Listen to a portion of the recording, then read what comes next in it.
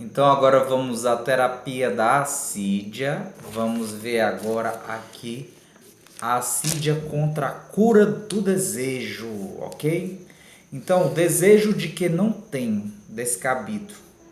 Aqui entra a vida de oração, porque o orar é desejar. Então vai entrar agora a parte da vida de oração. Orar é desejar, certo?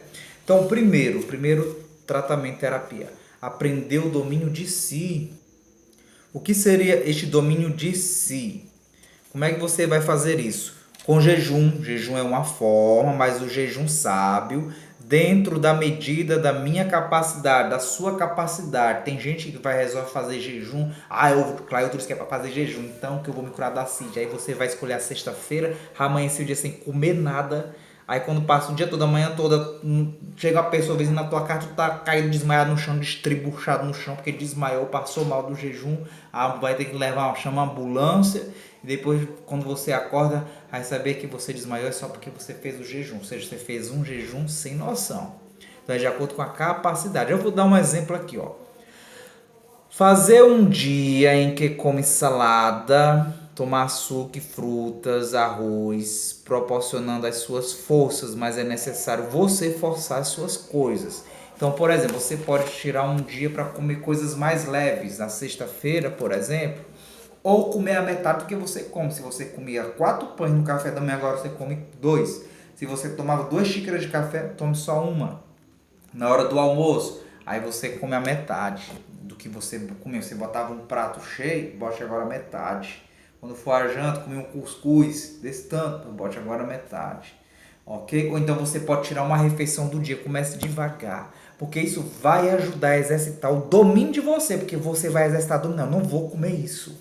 Entendeu? Então vai exercitar o teu desejo de que você estava desejando comer aquilo ali. Então vai te trabalhar. Isso vai te dar força para outras coisas. Quando você vai exercitando no jejum.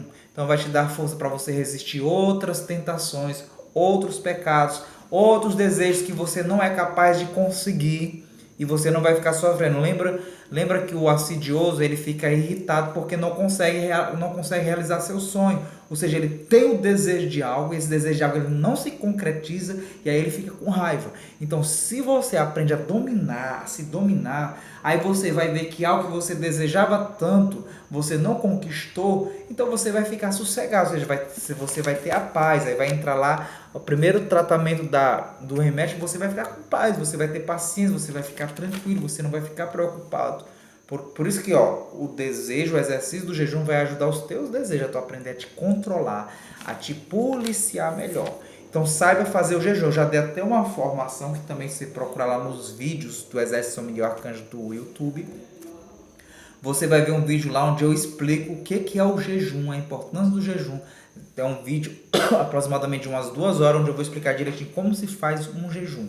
Se você não tem um diretor espiritual, procure esse vídeo sobre o jejum lá dentro do YouTube do Exército São Miguel Arcanjo, do canal do Exército São Miguel Arcanjo, do grupo de oração Exército São Miguel Arcanjo. Lá eu vou explicar melhor. Então tem um diretor espiritual que vai te ajudar a orientar no jejum. O segundo é você ter o contato com a palavra de Deus, né?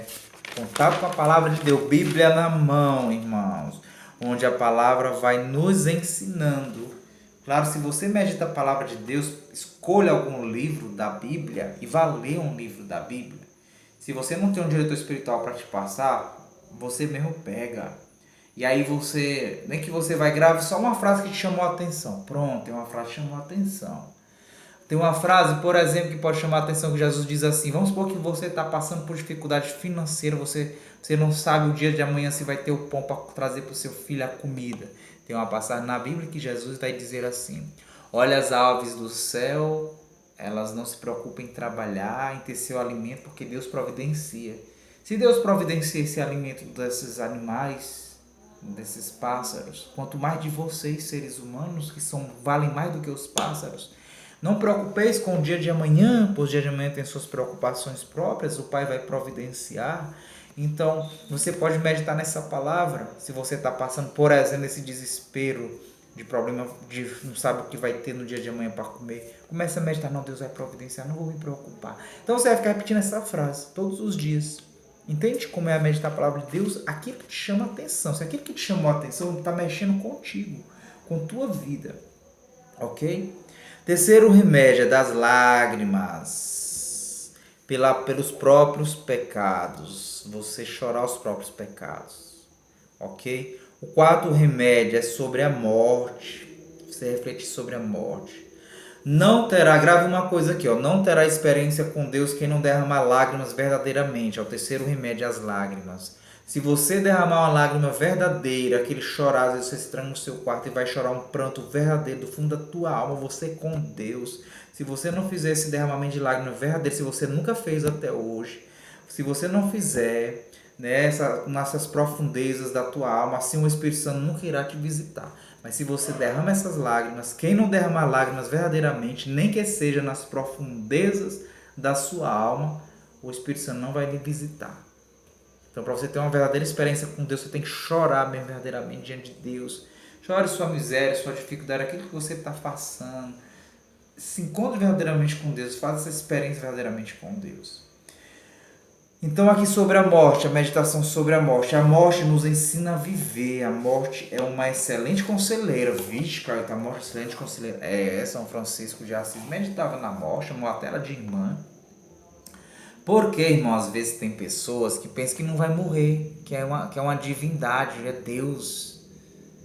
Tem gente que parece que nunca passou por nenhuma dificuldade na vida, parece que é imortal, nunca teve doença, nunca teve nada, né? E na hora, às vezes, que acontece, tem gente que diz assim, se não converteu pelo amor, converteu pela dor, porque são às vezes pessoas que nunca passou nenhuma dificuldade, nunca parou na vida para pensar em Deus, nunca parou na vida para pensar que existe a morte, que um dia vai morrer, que não é Deus. Aí de repente vem uma dificuldade, às vezes a pessoa fica de cama, fica internada, tem algum problema. Por isso que às vezes, irmão, às vezes a pessoa, você vai para o hospital, fica de cama, passa por um estado entre vida e morte, é para você refletir a sua vida, que você parece que às vezes pode não ter refletido. Eu não estou dizendo que é todos, não. Às vezes tem pessoas que passam por essa dificuldade porque já são pessoas que estão no estado de santidade, certo? Às vezes a pessoa passa por um estado de santidade. A pessoa, você pode também, por exemplo, entrar num estado sério de câncer. Aí às vezes você só vai lembrar da morte que existe quando você pegou um câncer. Na época da Covid, muitas pessoas começaram a lembrar que a morte existe por causa da Covid, que disse que matava. Quantas pessoas ainda hoje não ficam aí com medo da morte? Olha como nós temos medo da morte. Aí a gente lembrou que a morte existe, né? Porque veio a pandemia. Precisou vir a pandemia. Precisou Deus permitir globalmente essa pandemia para poder o homem acordar. Porque a humanidade estava sentindo uma divindade, que eram imortais, né? Que esqueciam de Deus. Um mundo sem Deus, né? Infelizmente o mundo da nossa igreja católica também. Então Deus permitiu a pandemia. Claro que Deus permite. São as 3 pragas da Bíblia. Que Deus permite: peste, pandemia, epidemia, peste, a guerra e a fome, porque essas 3 coisas levam a pessoa a lembrar que existe um Deus, a meditar na morte, porque todos eles causam morte. A peste causa uma morte, guerra causa morte, fome causa morte. Então reflita na morte. Tem um Salmo 27 ou 26, dependendo da sua tradução, que vai falar da morte.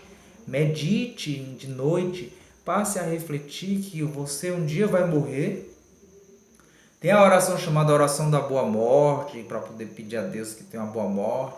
Lembre em Deus, medite em Deus, deseje se encontrar com Deus. Tem pessoas que têm medo: eu não quero morrer porque eu não quero me encontrar com Deus agora. E olha, medite na morte. Tem muitas histórias de santos sobre a morte, até no YouTube. Você pode pegar o YouTube para meditar. Leia, por exemplo, veja vídeos católicos sobre o purgatório, tem da Santa Francisca Romana, que é muito bom, para te ajudar a refletir na morte, como é após a morte, como é que é depois da morte, refletir mesmo o purgatório e o inferno, para te ajudar a te libertar da assídia. Agora lembre de uma coisa: a assídia, ela só tem uma cura, que é o combate, luta espiritual. Não esqueça disso, que é ser perseverante, entendeu? Mas Deus está do nosso lado, lembre disso. Se você entra nessa luta contra a assídia, combate. A assídia é combater, é fazer isso aí, é combater, é lutar. Eu não conseguiu hoje esse remédio, eu não consegui esse remédio fazer hoje. Vai devagar cada um, aqui tem um monte de remédio que eu já passei para você, né, que eu falei, os remédios da terapia. Mas vai exercitando de um por um primeiro. Eu estou conseguindo já fazer esse aqui, agora eu vou pro próximo. Quando eu faço tratamento com as pessoas, acompanhamento, eu vou passando devagar. Aí às vezes as pessoas que eu acompanho, geralmente elas, mas só isso, Clail, tá? Eu digo pra ela assim, você vai ver que vai ser difícil, só isso. Aí quando passa uma semana que eu vou encontrar com a pessoa de novo, eu pergunto, você conseguiu fazer todo dia? Não, não fiz nem um dia. Mas não era só isso. Ah, eu não disse que pra você que ia ser difícil. Porque como eu sei que ela tá com assídia, ela vai ter dificuldade de fazer. Entendeu? Então não adianta eu jogar para a pessoa muita coisa, porque o próprio assidioso ele já espera muito. Quando ele já diz só isso, já dá sinal mesmo, claramente ele se entrega sem saber que está com assídia, porque o assidioso, eu disse, quando ele cai no ativismo, ele está no exagero, ele quer muita coisa. Ele quer muita coisa, ok? Deixa eu ver aqui, eu parei do desejo, né? Estava lendo a cura do desejo da assídia. Tá, então depois que a assídia passar, que ela demora para passar, como a gente viu, pode demorar anos, né? Mas depois, por um certo tempo, não aparece um outro demônio. Graças a Deus, né? Não vai aparecer outro demônio, valeu-me Nossa Senhora.